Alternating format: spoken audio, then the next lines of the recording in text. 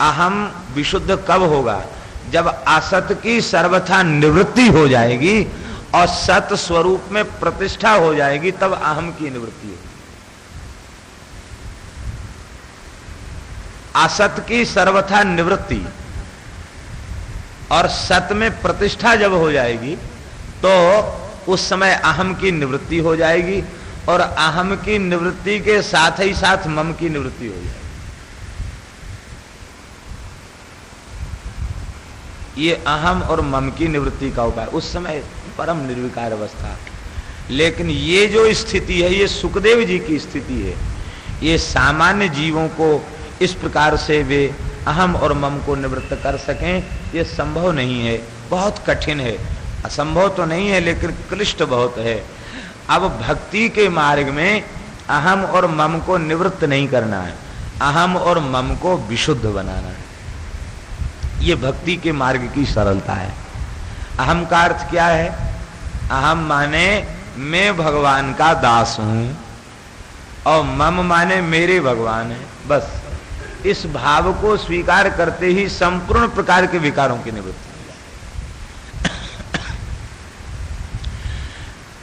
जाए। अभी प्रातः अभी आप सुन रहे थे इसी अपराह्न काल में, तावद भयम द्रविण गे सुमन सुहृण निमित्तम, तब तक संसार का, घर का, धन का भय बना रहता है जब तक जीव आपके संबंध को दृढ़ता पूर्वक स्वीकार नहीं करता।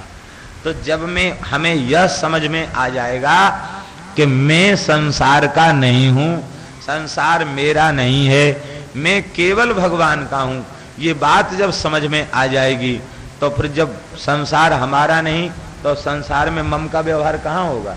फिर तो भगवान में ही मम का व्यवहार होगा। तो मैं भगवान का हूं और भगवान मेरे हैं, ये सच्ची बात है। ये सच्ची बात को केवल समझने की जरूरत है। जब ये बात समझ में आ जाती है तो चित्त निर्विकार हो जाता है।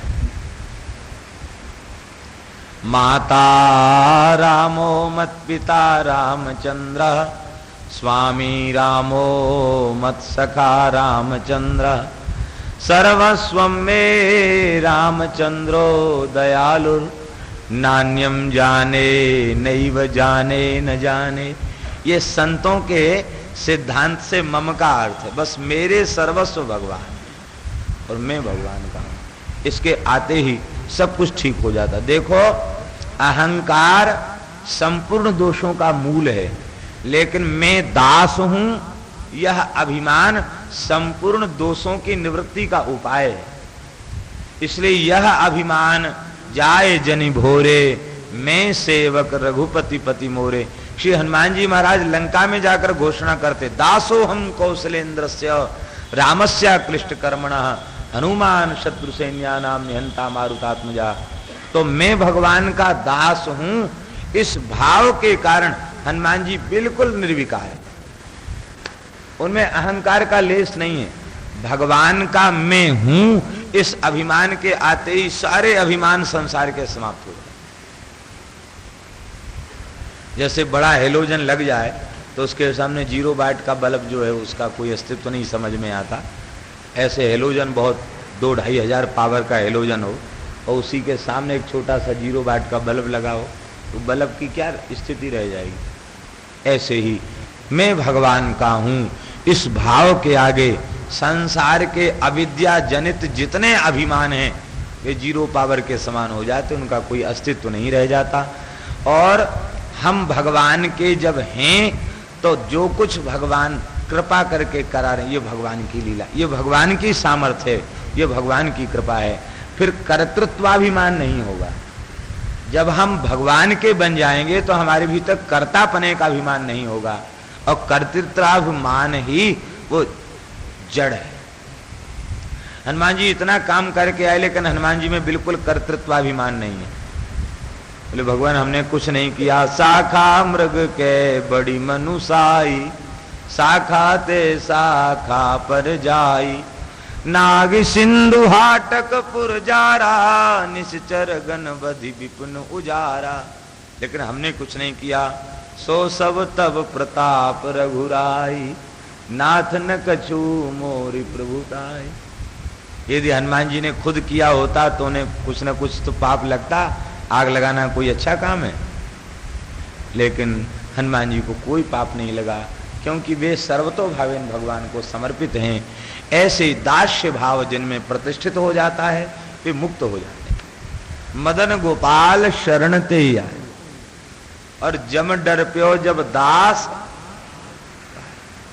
दास बन गए, अविद्या से मुक्त हो गए। दास शब्द का अर्थ क्या है?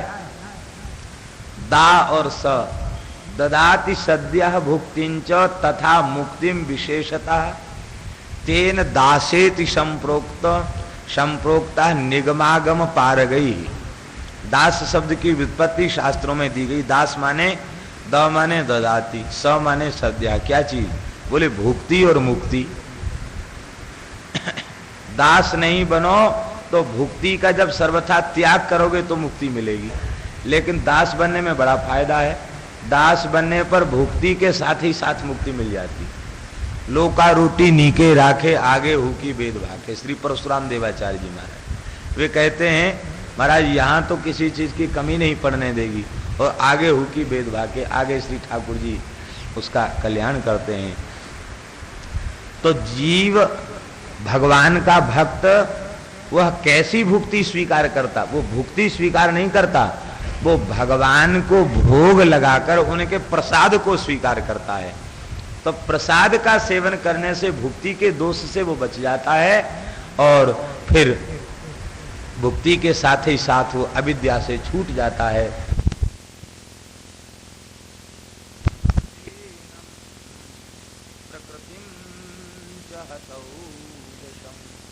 ज्ञान वैराग्य और भक्ति से युक्त होकर के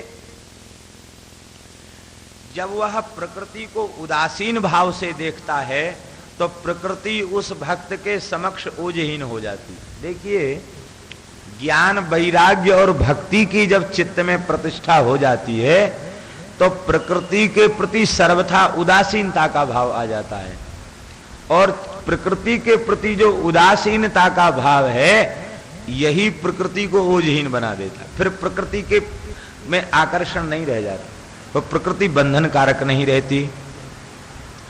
इसका तात्पर्य सीधा सीधा ये है कि प्रकृति के प्रति जो हमारा आकर्षण बना हुआ है उस आकर्षण के कारण ही हम बंधन में हैं। यदि उसका आकर्षण समाप्त हो जाए तो हम उसके बंधन से मुक्त हो जाए, क्योंकि प्रकृति जड़ है, हम चेतन है। तो जड़ वस्तु चेतन को बांध सकती है क्या? लेकिन हमें जड़ता में आसक्ति हो गई है, उसके प्रति हमारा आकर्षण हो गया, इसलिए हम बंधे हुए हैं। इसलिए बंधे हो कीर मरकट की नहीं, अपने आप बंधा है, किसी ने बांधा नहीं। बंधे हो कीर और मरकट की नहीं, अपने आप बंधा हुआ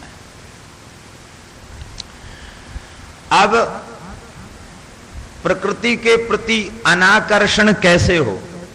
देखो, जितना जितना प्रकृति के प्रति आकर्षण, प्रकृति माने संसार, संसार माने शरीर और संसार, शरीर और संसार के प्रति जितना जितना अनाकर्षण होता चला जाएगा भगवान के चरणों में उतना ही अधिक अनुराग बढ़ता चला जाएगा, और पूरी तरह जो अनासक्त हो चुके हैं उनको भगवान के चरणों में परिपूर्ण प्रेम मिल जाता है, संपूर्ण प्रेम उन्हें प्राप्त हो जाता। और प्रकृति से उदासीन होने का एक ही उपाय है, हृदय में ज्ञान वैराग्य और भक्ति की प्रतिष्ठा हो। इसके बिना प्रकृति के आकर्षण से जीव बच नहीं सकता। आकर्षण ही बंधन है, आकर्षण न हो। एकादश स्कंद में दत्तात्रेय जी का यदु जी का उपाख्यान है। वहां दत्तात्रेय जी ने कहा कि संसार के किसी पदार्थ के प्रति हमारा रंच मात्र आकर्षण नहीं है। बड़े बड़े राजा महाराजा हमको महलों में ले जाते हैं, फूलों की सेज बिछाते हैं, बड़ी बड़ी सेवा पूजा करते हैं, वहां हमारे मन में प्रसन्नता नहीं होती। इसके बाद हम उठ के वहां से चल देते हैं, जंगलों में कांटों में पत्थरों पर पड़े हुए हैं, हमें उसमें कोई चिंता नहीं रहती। उन महलों में जाकर हमें आकर्षण नहीं होता, जंगलों में जाकर के भी हमें दुख कष्ट नहीं होता। हम सर्वत्र सदा एक जैसी स्थिति में बने रहते हैं, क्योंकि हमारा चित्त भगवान में प्रतिष्ठित है, संसार में प्रतिष्ठित नहीं है। जिन जिन संतों के हृदय में भगवान का प्रेम प्रकट हो गया है वे फिर प्रकृति के आकर्षण में नहीं रहे। वो प्रकृति के आकर्षण से मुक्त हो गए। महान नाम जापक संत ठाकुर श्री हरिदास जी महाराज, जिनका जन्म यवन कुल में हुआ था, श्री ठाकुर हरिदास ठाकुर, ये इनके परीक्षा के लिए प्रकृति को भेजा। वो प्रकृति ही थी, मूर्तिमती माया ही थी, उसको भेजा, लेकिन वह आपकी नाम निष्ठा के आगे नतमस्तक होकर चली गई। महाराज, वो वेश्या को भी आपने भजन का उपदेश दे दिया, वो भी भजन करने लग गई। ये है संतों का। तो जब भगवान में रति हो जाती है तो माया भी घुटने टेक कर चली जाती है। प्रकृति के स्थूलांश से ही और नारी शरीर का निर्माण हुआ है, इसलिए प्रकृति के प्रति जो आकर्षण है, उस कारण से प्रकृति शरीर जो, उसके प्रति जीव का जन्मांतरी संस्कार के कारण जो आकर्षण होता, उस आकर्षण के कारण वह बंधन में होता। अन्यथा केवल यह मन की कुत्सित कल्पना ही है। स्त्री और पुरुष के शरीर के भेद की कल्पना ये कुत्सित मन की कल्पना है। वास्तविकता तो यह है कि पृथ्वी, जल, तेज, वायु और आकाश, जिन 5 तत्वों से पुरुष शरीर का निर्माण है, उन्हीं 5 तत्वों से नारी शरीर का निर्माण है। जो रूप, रसगंध, शब्द, स्पर्श को ग्रहण करने वाली इंद्रियां पुरुष के पास हैं, उन्हीं रूप, रसगंध, शब्द, स्पर्श को ग्रहण करने वाली इंद्रियां स्त्री के पास हैं। जो पंच ज्ञानेन्द्रिय, पंच कर्मेंद्रिय पुरुष के पास है, वही उसके पास है। और जो आत्मा उसके हृदय में प्रतिष्ठित है, वही आत्मा उसके हृदय में प्रतिष्ठित। भेद ही क्या है? लेकिन मन ने जो प्रकृति के प्रति, क्योंकि मन जो है ना वो प्रकृति का अंश है। भूमि रापो नलो वायु खम मनो बुद्धि रेवच अहंकार इति यम में भिन्ना प्रकृति रष्टधा। ये अष्टधा प्रकृति है। तो अष्टधा प्रकृति, तो प्रकृति का अंश होने के कारण मन बुद्धि का प्रकृति के प्रति आकर्षण। इसका तात्पर्य केवल मन की कल्पना।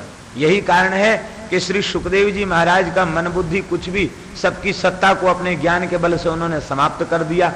इसलिए उनकी दृष्टि में न स्त्री का भेद है, न उनकी दृष्टि में पुरुष का भेद है। यही सर्वोच्च प्रेम की अवस्था और यही सर्वोच्च ज्ञान की अवस्था है। देखो माताजी, न युज्यमानया भक्त्या भगवत्यखिलात्मने सदृशोस्ति शिवः पंथा योगिनां ब्रह्म सिद्धये। भगवान बड़ी महत्वपूर्ण बात कह रहे हैं। भगवान कहते हैं, देखो मुझे अखिलात्मा, विश्वात्मा, परमात्मा में जब तक जीव की रति नहीं होती, भक्ति नहीं होती, तब तक उसे मेरी प्राप्ति नहीं होती। योगियों के लिए भी मेरी प्राप्ति का सबसे सरलतम उपाय भक्ति ही है। यदि योगी के चित्त में भी भक्ति नहीं हुई, ज्ञानी के चित्त में भी भक्ति नहीं हुई, तो वह मुझे प्राप्त नहीं कर सकता, भटक जाएगा। भक्ति का अनादर करने वाले ज्ञानी आत्म साक्षात्कार के निकट पहुंचने के बाद पथभ्रष्ट हो जाते हैं। भक्ति का अनादर करने वाले ज्ञानी आत्म साक्षात्कार के निकट पहुंचने के बाद पथभ्रष्ट हो जाते हैं। भक्ति का अनादर करने वाले योगी आत्म साक्षात्कार के निकट पहुंचने के बाद सिद्धियों के व्यामोह में पड़ करके पथभ्रष्ट हो जाते हैं। इसलिए मेरी प्राप्ति का सबसे श्रेष्ठ उपाय, चाहे ज्ञानी हो और चाहे योगी हो, सबके लिए मेरी प्राप्ति का एकमात्र उपाय केवल भक्ति ही है। महाराष्ट्र के चांगदेव बड़े योगी थे, सिद्ध थे।